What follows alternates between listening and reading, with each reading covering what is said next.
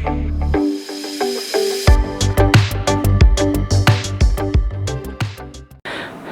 a very good morning. My name is Rachit. Now today topic is a very important and starting with the logical reasoning with linear arrangement. आप जितने ही papers देंगे SBI PO से लेके RRB से ले IBPS के अंदर, तो आप ये पाएंगे कि जो प्री और मेंस के लेवल है उसमें सबसे ज़्यादा पूछे वाले क्वेश्चन जो होते हैं वो होता है लीनियर अरेंजमेंट. सो सबसे पहले जब लॉजिकल स्टार्ट करता हूँ तो स्टीव जॉब्स का नाम मेरे दिमाग में आता है और उन्होंने एक लाइन बोला था, life is all about how you connect the dots. यही चीज़ मैं आपको लॉजिकल रीजनिंग में सिखाऊंगा कि एक पॉइंट को दूसरे पॉइंट से अगर आपको जोड़ना आ जाएगा तो आप देखेंगे कि जो हमारे मेंस में भी बड़े बड़े क्वेश्चंस आते हैं या प्री में भी जैसे हम लोग आते हैं तो हम चंद सेकंडों में आंसर दे पाएंगे, चाहे वो प्री का लेवल हो या मेंस का लेवल हो. मैं आपके साथ सारे क्वेश्चन आपको करवाऊंगा जो प्रीवियस ईयर से लेके अभी तक एग्जाम में आए हैं. ठीक है. नाउ देखिए, सबसे पहले आज की क्लास में हम क्या सीखेंगे, हम सीखेंगे फेसिंग नॉर्थ और क्या क्या पहले टाइप होते हैं. तो पहले 3-4 चीजें आपको मेरे साथ ध्यान रखनी है, कॉपी और पेन लेके जरूर बैठिएगा. सबसे पहले आपके पास जैसे इसमें हमारे पास जो हम पहला टाइप सीखेंगे वो आएगा फेसिंग नॉर्थ. अब फेसिंग नॉर्थ में ध्यान से आप मेरी बात सुनेंगे. जैसे अगर मैं आपसे बोलता हूं कि 5 और 6 जने एक रो में बैठे हैं and they are facing in the north direction. आप जानते हैं ना, नॉर्थ का मतलब है आपका फेस का होगा दिस साइड. नाउ अगर ये नॉर्थ है तो आपको यहाँ पे याद ये रखना है कि आपका जो हाथ का डायरेक्शन होगा राइट, वो आपके हाथ के डायरेक्शन चलेगा राइट यहाँ पे, लेफ्ट यहाँ पे. जब क्वेश्चन में लिखा होगा when they are facing in the north, बहुत ध्यान से देखिएगा. अब सेकंड जो टाइप हम सीखेंगे इसके बाद वो देखेंगे when they are facing in the south. देखिए, जब मैं साउथ का मतलब क्या होता है, ये नॉर्थ होता है, ये साउथ होता है. जब साउथ की बात करूंगा तो आप अपना आप देखिए कि मेरा राइट और लेफ्ट दोनों क्या हो जाएगा, चेंज हो जाएगा. मेरी बात ध्यान रखिएगा. आपको क्या करना है, अपने आप को वहां पे रखना है and you have to assume आपका राइट और लेफ्ट किस डायरेक्शन में जाएगा. दो बातें आपको बहुत ध्यान से रखनी है. सो हम लोग इसके अंदर पहला जो टाइप सीखने वाले हैं वो सीखेंगे जिसमें people are sitting and they are facing in the north direction. Second type वो सीखेंगे कि people are facing in the south direction. Third हम देखेंगे कि some people are facing in the north, some people are facing in the south. उसके बाद हम देखेंगे certain number of people sitting in a row. हमें नहीं पता और आजकल ये एग्जाम में बहुत आ रहा है. और आगे हम सीखेंगे पैरेलल अरेंजमेंट और फिर हम सीखेंगे मिसलेनियस. सो मैं आपको, आप मेरे साथ बने रहिए. मैं एसबीआई से लेके आज तक जितने ही पेपर में एग्जाम में आए हैं क्वेश्चन वो आपको अपने साथ करवाऊंगा. सो स्टार्ट करते हैं सबसे पहले क्वेश्चन नंबर 1 के साथ. आपको क्या करना है, अगर आपने थोड़ा बहुत आपको चीजें आती हैं तो वीडियो को पॉज करके ट्राई करना, और अगर आपको नहीं आती है तब भी आप मेरे साथ एक बार पहले ट्राई कीजिएगा फिर मेरे साथ करना. आप ये देखेंगे कि ये थॉट, बस मैं आपसे इतनी रिक्वेस्ट करता हूं, logical reasoning is all about how you connect the dot. ये बात को अपने दिमाग में बिठा लीजिएगा, चाहे फिर क्वेश्चन छोटा या बड़ा होगा हम लोग फट से सॉल्व कर पाएंगे. So will start with the question number of 1 day. ठीक है. And this is a type when the people are facing in the towards the north direction. So ध्यान रखिएगा, नॉर्थ का मतलब आपका राइट यहाँ पे और लेफ्ट यहाँ पे होगा. ठीक है. तो स्टार्ट करते हैं क्वेश्चन नंबर 1 के साथ. बहुत ध्यान से देखिएगा क्या लिखा हुआ है. लिखा हुआ है 9 cricket fans are watching a match in a stadium. So एक एक लाइन पे मैं अभी आपको, क्योंकि I am starting from the beginning level, so मैं एक एक लाइन का क्या करूंगा, एक एक लाइन को आपको बिल्कुल दिमाग तक बिठाऊंगा. सो लिखा हुआ है there are 9 cricket fans watching a match in a stadium. तो सबसे पहले कितने जने हैं लाइन में, 9. सो पहले आप लोग क्या करेंगे, एक 1 2 3 4 5 6 7 8 9 लाइन बना लीजिए. ठीक है. पहले आप लोग वीडियो भी देखना और अपना आप ट्राई भी करते रहना एक एक लाइन के साथ. ये रिक्वेस्ट कर रहा हूं क्योंकि मैं आपको बहुत इंपॉर्टेंट चीजें सिखाऊंगा और एक एक लाइन से सिखाऊंगा. सो आप लिख लीजिए 9. नेक्स्ट देखिए क्या लिखा हुआ है. लिखा हुआ है PQRSTUVW. हमें फर्क नहीं पड़ता, इसको मैं अपने दिमाग में मतलब स्क्रीन पे चलता रहेगा. आगे देखिए, सबसे इंपॉर्टेंट लाइन लिखिए first, R is at the immediate right of S. अब मेरी बात बहुत ध्यान से सुनना. देखिए, बहुत सारे स्टूडेंट ना टाइम लगाते हैं लिखने में. आपको 1 सेकंड में लिखना है. कैसे लिखना है और कब लिख पाओगे, जब आप इस वर्ड पे फोकस करोगे, राइट ऑफ S. मेरी बात ध्यान सुनना, जहां भी ये वर्ड लिखा हो ना, राइट ऑफ समथिंग या लेफ्ट ऑफ समथिंग, सो ये वर्ड जो है ना, ये हमारा पहला आता है, ये आता है keyword right of. Right of क्या है, राइट ऑफ S है. तो पहले किसको फिक्स करोगे, S को, और S के राइट में देखोगे. मैं अगेन रिपीट करता हूं, राइट ऑफ S. तो स्पीड बढ़ेगी आपकी. सो सबसे पहले S लिखिए और यहां पे लिखा हुआ है इमीडिएट. इमीडिएट मतलब एकदम.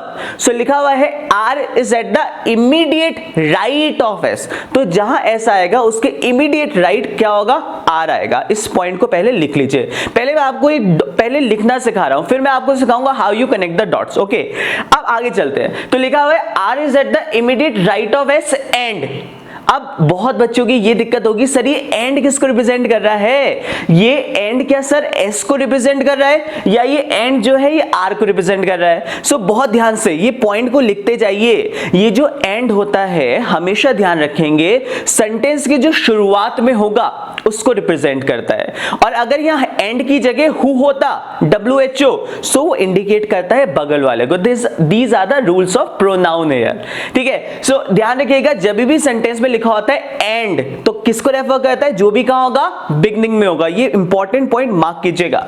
सो यहां पे लिखा हुआ है एंड, इसका मतलब बात किसकी हो रही है? बिगनिंग ऑफ द सेंटेंस, मतलब आर की बात हो रही है। सो फिर से रीड करता हूं, आपके सामने लिखा हुआ है R is at the immediate right of S and at the third place at the right of T। सो नीचे लिखिए एक और लाइन, जहां भी T आएगा उसके दो स्पेसेस छोड़ के राइट में कौन आएगा? R, क्योंकि लिखा हुआ है third place. Is it clear? So second point इसको उतार लीजिए। पहले आप डॉट्स को उतार लो, फिर मैं आपको सिखाऊंगा how you connect the dot. पहले चीजों को उतार लीजिए। देखिए एक बार उतार लेंगे ना चीजें बहुत ही इजी वे में हो जाएंगी आपके पास। आगे चलते हैं नेक्स्ट लाइन पे।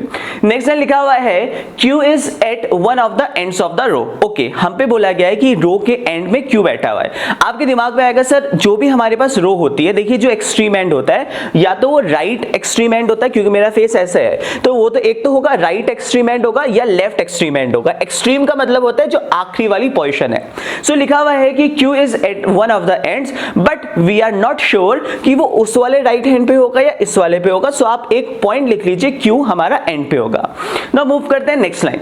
नेक्स्ट लाइन लिखा हुआ है बहुत इंपॉर्टेंट लाइन, देखिएगा W is seated adjacent to both U and V। अब 90% लोग को जब मैं क्लासेस में लेता हूं और मैं बोलता हूं आप लोग लिखें, सो एक स्टूडेंट की आदत होती है कि एक तो वो लिखते हैं W और उसके बगल में लिख देते हैं, क्योंकि U और V के एडजेसेंट है तो उनका जनरली U यहां पे V यहां पे, जो कि गलत है। ये पॉइंट आपको सीखना है कहां आपको डायरेक्ट लिखना है, कहां डैश मार के लिखना है। देखिए एडजेसेंट का मतलब होता है बगल में, बट U इधर आएगा या V इधर आएगा ये चीज छोटी नहीं है।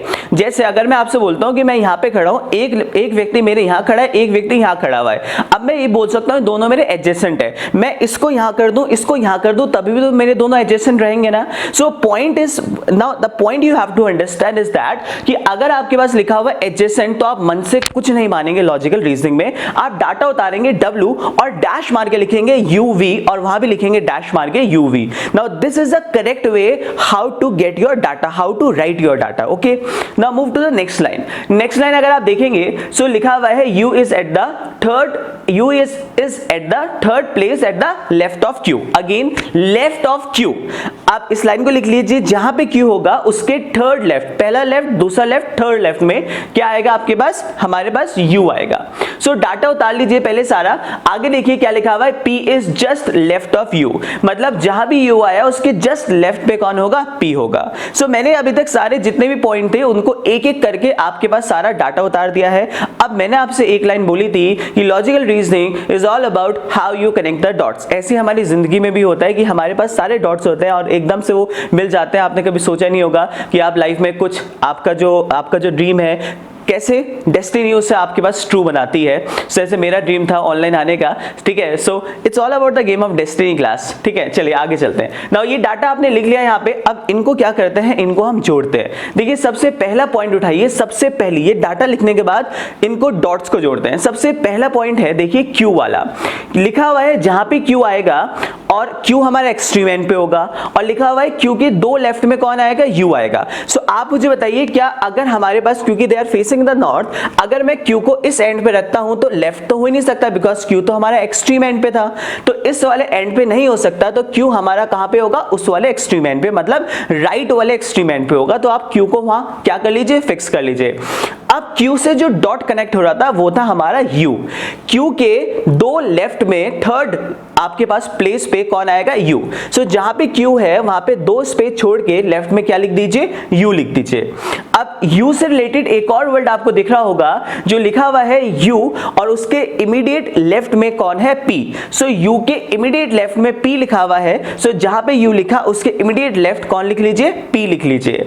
अब एक और देखिए बात, हमने लिखा था U और V के बीच में कौन आएगा? W आएगा। सो आप देखिए जहां पे आपने U को फिक्स किया हुआ है, अब अब आप मुझे बताइए, अगर यहाँ पे u है सो इसके लेफ्ट में तो p है, अगर मैं u और v यहाँ रखता हूं तो यहाँ पे w नहीं आ सकता। इसका मतलब अगर u यहाँ पे है तो w कहाँ पे होगा, उस जगह। u यहाँ पे है तो वहां पे होगा आपके पास v और उनके बीच में कौन आएगा, w, जिससे हमारी ये लाइन सही हो जाएगी कि u एंड v यहाँ पे आ गए और w जो है वो एडजेसेंट हो गया बोथ u एंड v के। आगे चलते हैं, देखिए फर्स्ट वाली जो हमारा डाटा था उसको आप वो करते हैं नोट। देखिए क्या लिखा हुआ था, S के इमीडिएट राइट कौन है, R, और नेक्स्ट लाइन में लिखा था कि T के थर्ड प्लेस राइट में R है। सो अगर मैं इन दोनों को मिलाऊंगा सो मुझे कुछ डाटा ऐसा मिलेगा, T के बाद एक स्पेस, उसके एक स्पेस में S आएगा और S के जो राइट होगा वो कौन होगा, R।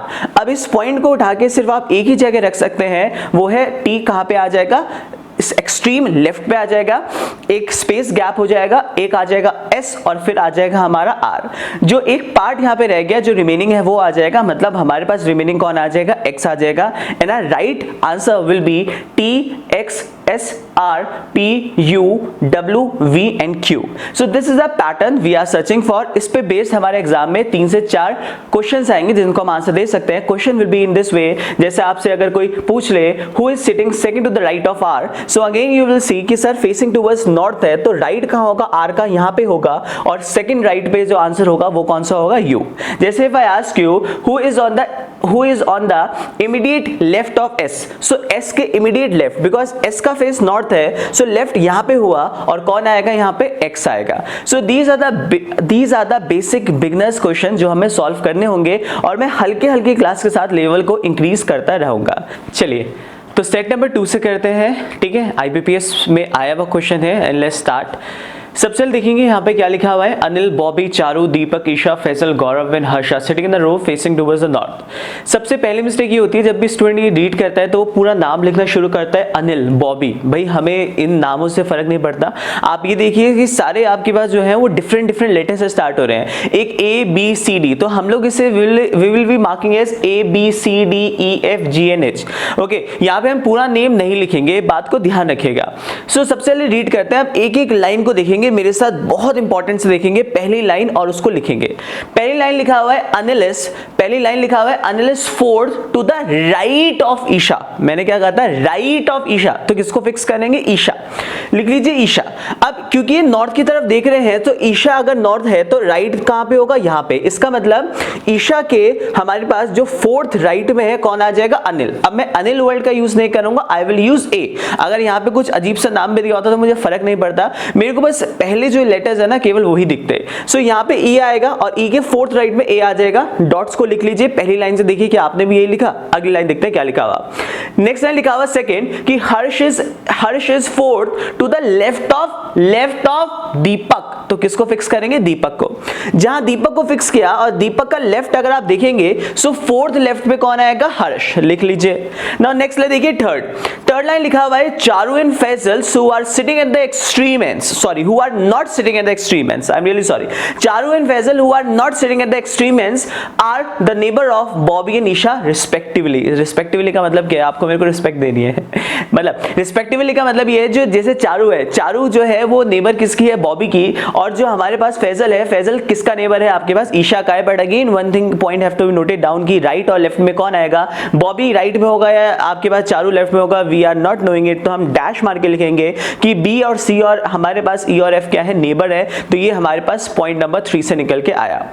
आप ध्यान रखिएगा कि आप भी ऐसे लिख रहे हैं, अगर आप एक ही चीजें डॉट्स को जोड़ते रहेंगे ना मेरे साथ तो चीजें समझ आनी शुरुआत होगी। देखो हमारी लाइफ में बहुत कुछ होता है। आज मैं सुबह जब आ रहा था तो मैंने एक छोटे से बच्चे को देखा, उस पे मतलब उसके यहाँ पे कुछ लगा हुआ था, तो मैंने बड़े ध्यान से देखा, वो ना बोल पा रहा था ना वो सुन पा रहा था। तो मैंने वहाँ पे एक चीज हमने ये सोचा कि हमारी जीवन में हम पे भगवान ने वैसे हमें बहुत कुछ दिया है। अगर हम ये सोचे तो हमसे इतने सारे लोग ऐसे हैं जिनको मौका भी नहीं मिलता कि हम पढ़ाई करें उस लेवल तक पहुंच सके। हम लोग क्या करते हैं अपनी जिंदगी में यही सोच रहते हैं यार काश वो कर लेता, ये काश ये कर लेता।